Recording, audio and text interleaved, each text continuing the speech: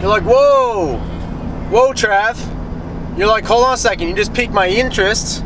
I like what you just had to say there about maybe like getting out of lawn care, or maybe holding on to my lawn care division, get someone to run it, but jumping into that supply side, supply, excavation, big landscape side, I like that. I like what you had to say there, Trav. But the financing shit, man, I'm not gonna qualify to finance stuff. That's where you turned me off. All right, I hear you. I didn't start by financing shit. I started raw bones, F250, a 2000 F250 diesel 4x4 with a 7.3 power stroke in it. That's it. Gooseneck and a gooseneck trailer, and a 1997 Bobcat with 1,500 hours for 13 grand. I own the truck. You could go buy that truck for 10 grand. I know because I sold it for 10 grand. So you can go buy that truck for 10 grand. That truck will do it. It's not safe. I'd rather you get a dually. Please, please get a dually. I like the fact when wheels blow, you got extra wheels. I love that. But screw it. You just want to dabble with it. You want to just mow lawns and whatever. Get yourself into a diesel 4x4. Put a gooseneck on the damn thing. Get a freaking gooseneck. Get yourself into an old skid steer, something that'll pick up heavy shit. That's it. And you're good to go.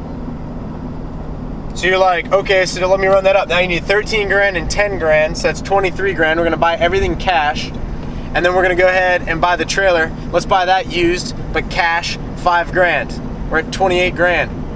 We're under 30 freaking grand. Not a lot of you are out there mowing lawns after a couple years and have less than 30 grand invested in your shit. You start out mowing lawns, you got 8 grand invested in your stuff. You really start out super raw if you got some stuff, you know, in the garage and your kid like I was, you're using dad's lawnmower. Got a couple grand together. But once you got something that's like mobile on the road, you probably got 8 grand in it. Whether you finance it or whatever, you got 8 grand. And so we just put together a whole supply plan. No operating capital, no room for salary, none of that stuff. But for 30 grand, you got everything you need. And then you just need the knowledge. You need to know how to do this.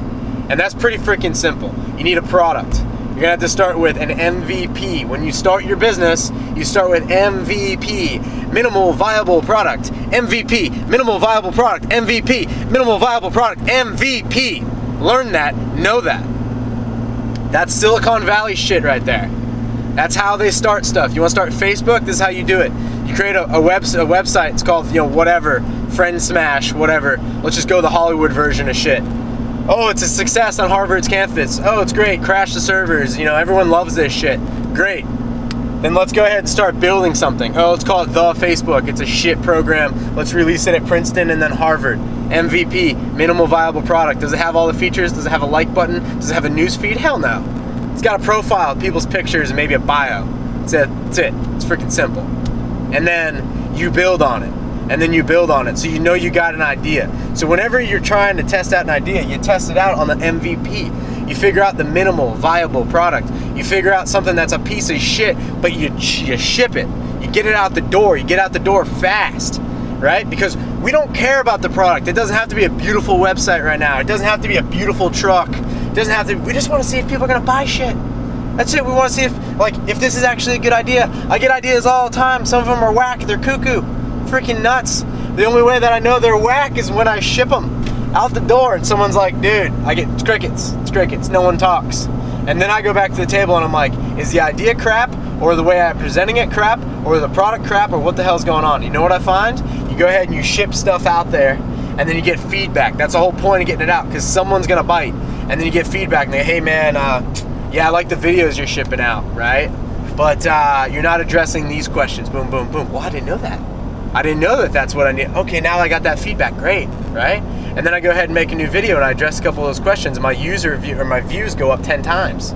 So I go from a 40 views on a video after a month, now I got 400 views on a video after a month. Obviously I engaged a bigger audience. Obviously I answered the right questions. How do I know that? By shipping a shitty video. Crap video that 4 people watch, you know, 40 views, but 4 of them actually probably watched to the end, and one of them was nice enough to comment and say something. Hey, what about this question? Great, you know what? I'll make a video on that question. Now I know what the hell you guys want to see. Perfect. So you're gonna MVP your idea. So if you've got an idea in your town, you're like, dude, you know what? I think I could do the B2B supplier thing. Actually, the place I buy mulch from, place I buy rock from right now, they suck. You're right, they do suck. Because they all suck, right? Everyone's concerned about building big ass lawn and landscape businesses.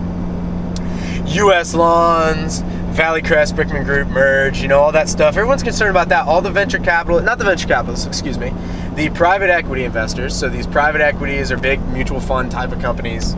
Lots of cash, and they go buy small companies up. Small companies meaning like U.S. Lawns, you know, grounds guys, stuff like this. Like Dwyer Group. Like they just sold the grounds guys. You know why they sold the grounds guys? Because it's not a profitable entity. That's why.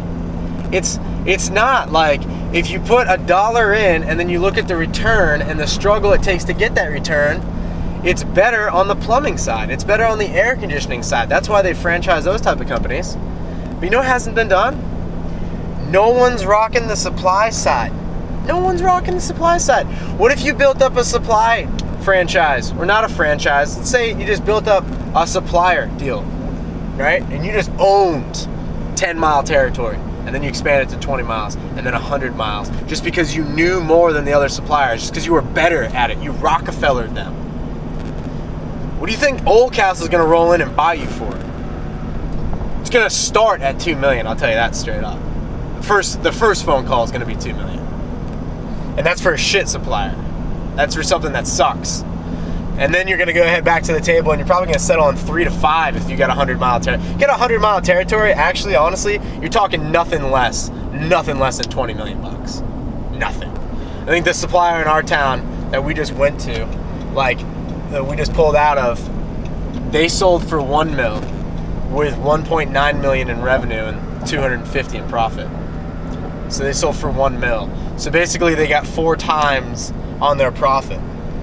You know, that's the multiple, right? Now there's some equipment in there, so you know what? That's kind of actually bad math.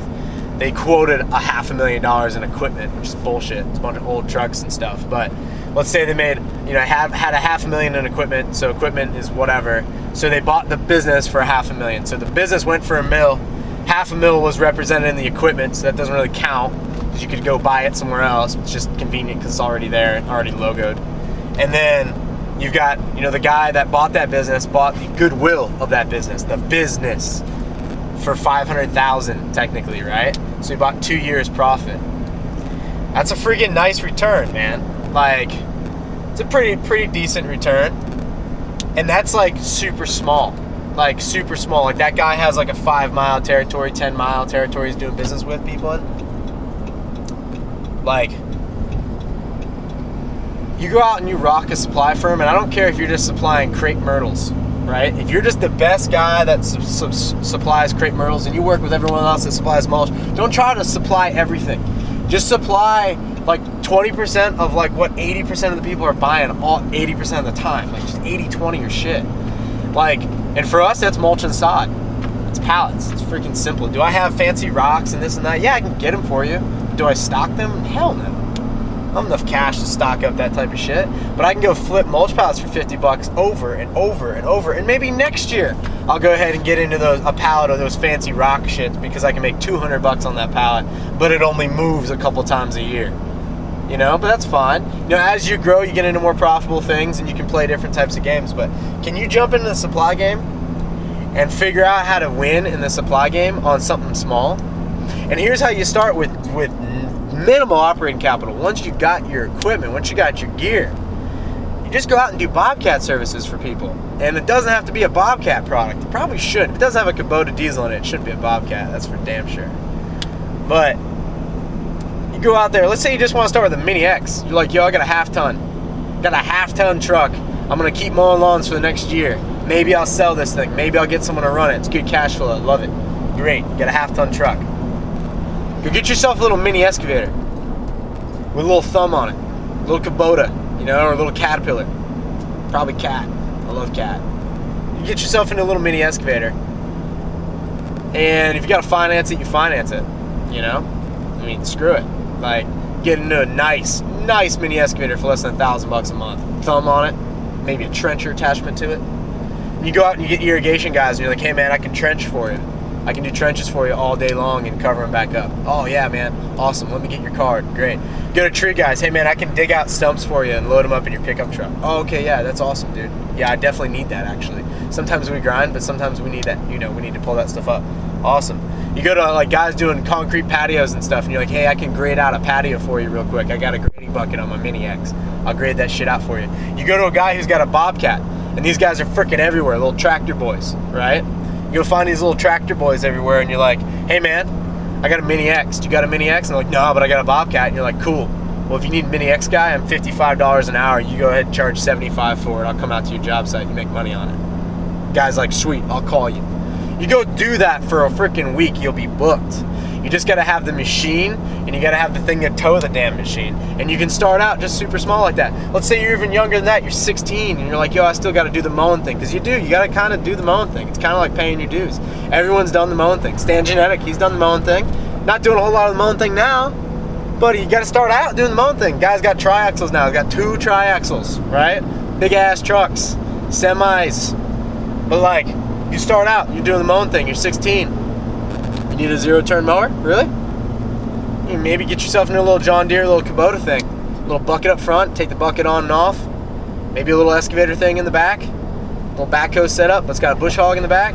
Just go sell 5-acre properties. Just go mow 5-acre properties. And then those people need drainage ditches dug, or they need help with their koi ponds. They need trees installed. You got a nice little tractor? Good, you're good to go. You got 1,500? Great, you can tow it. Get yourself 4-wheel drive on it, you'll buy it right, call me, I'll help you make sure you buy that shit right. But like, boom, you're in the game.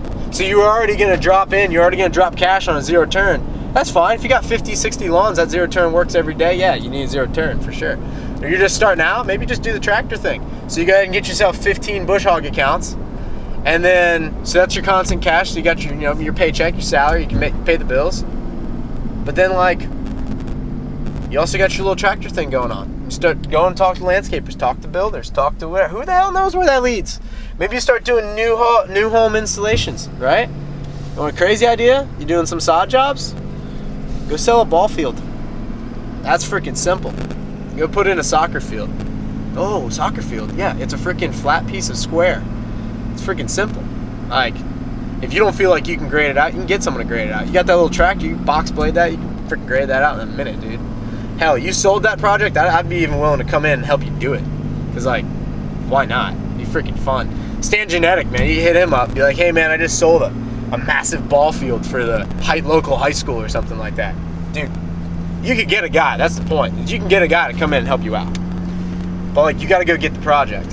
And you got to expand your thinking into the size of projects. And then you got to figure out what is going to help you get there. As far as your investing opportunities, what is going to get you there, right?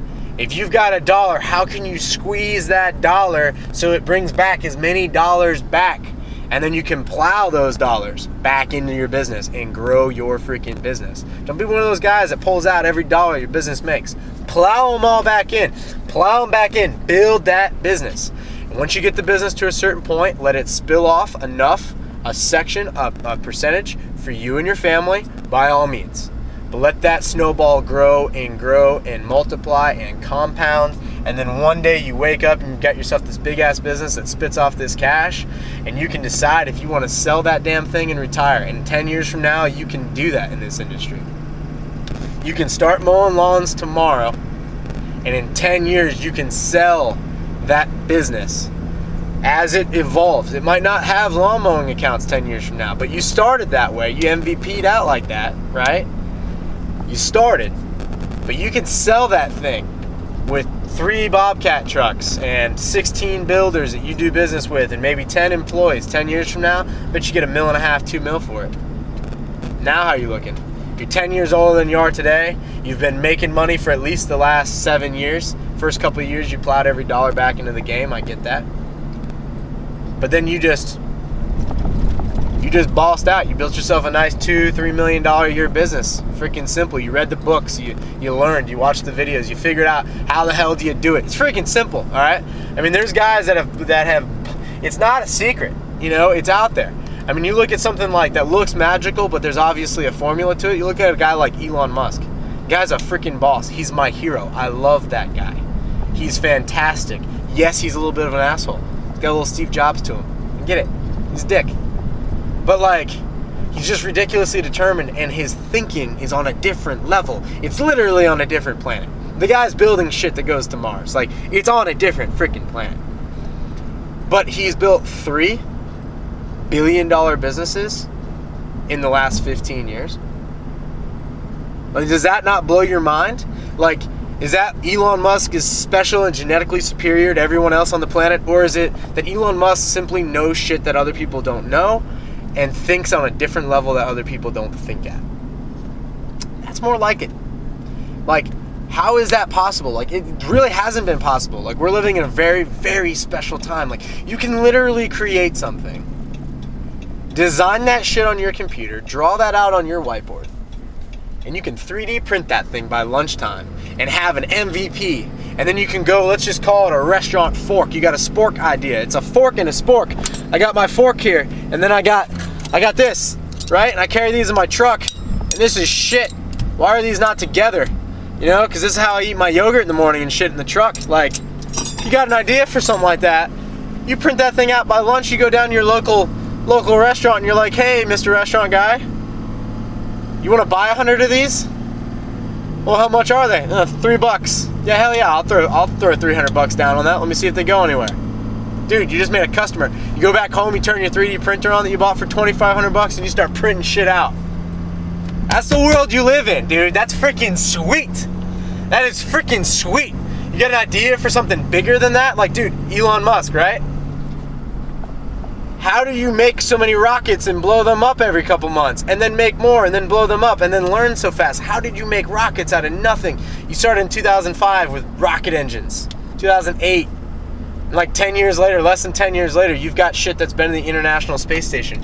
How are you doing that? Dude, they're 3D printing a lot of that shit, which is just like absolutely insane.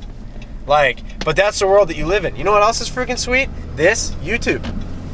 Freaking sweet. Like, we're talking to each other totally geographically apart. Would have never, ever, 20 years ago, ever come in contact. And now we can reach out to each other and actually do deals together. We can actually have value exchanges together. I can teach you things, you can teach me things. That's bizarre. You know, no one's really landlocked anymore. That's a bizarre world that you're living in. I mean, anyone can have a radio show now. Truck Talk Radio, right? Anyone can. You don't need a sound producer. You don't need shit.